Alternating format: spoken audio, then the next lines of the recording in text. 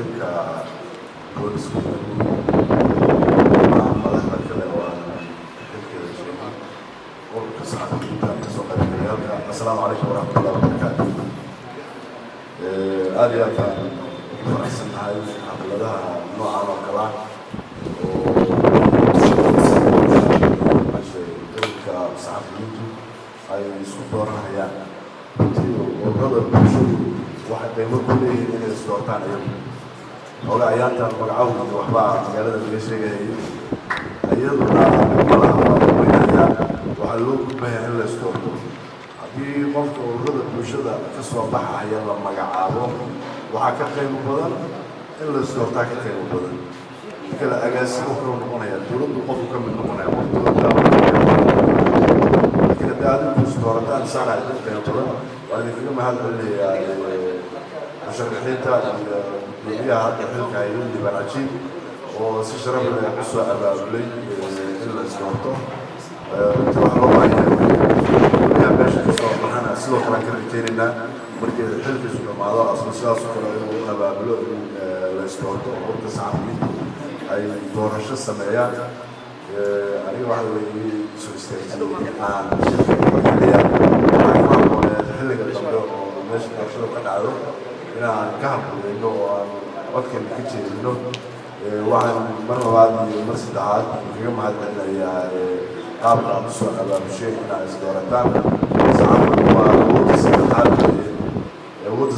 dowladnimadooda dhaqaalaha iyo ciidamada iyo marka laga tago waa tiir weyn oo muhiim oo lagu xisaabtamo. haddii marka ay si qaybulmuslimiinta loo isticmaalo khatarteed bay leedahay. waa iska horkeen bay noqon kartaa. waxaan codsanayaa da'yarta saxaafadda kusoo fiirtay in maaragtay aad iyo aad loo taxadaro oo wararka iyo sida wax loo sheegayo iyo marxaladda lagu jiro in maaragtay lagu cadilo oo adduunyada saxaafaddu waxaa leedahay waa xor. nimanka xornimada ugu badan sheegtaa waa Maraykan wey. sirahooda inta badan ma ogola in la sheego. freedom of speech waa xor wey. laakiin marka ay timaado interestiga iyo securityga dalkooda waa la hakinaya arrintaas saxaafadda joojiyaada. waxaa la marka qof walba degaaya saas oo kale masaalixda ummadda aad ku shaqaynaysaa inaad ilaalisaan baa laga rabaa. waa run saxaafaddu waa xor weye laakiin wax walbaa limit bay leeyihin. xornimada lafteedaba la isu haystaa. xornimadu intee leegta misaa xor tahay.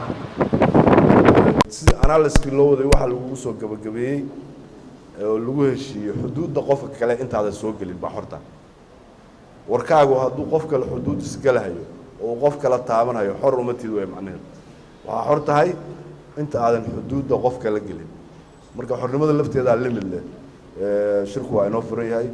aad iyo aad baa umahadsantii. waxaa la ii sheegay wasiirkii maaliyadda jooga asagaa kolay noo sheegi doona wasiirku inuu rabo warfaafintu inuu halkan ka hadlo. marka intaasaan leeyahay aad iyo aad baa umahadsantii. shirkuna waa noo furan yahay.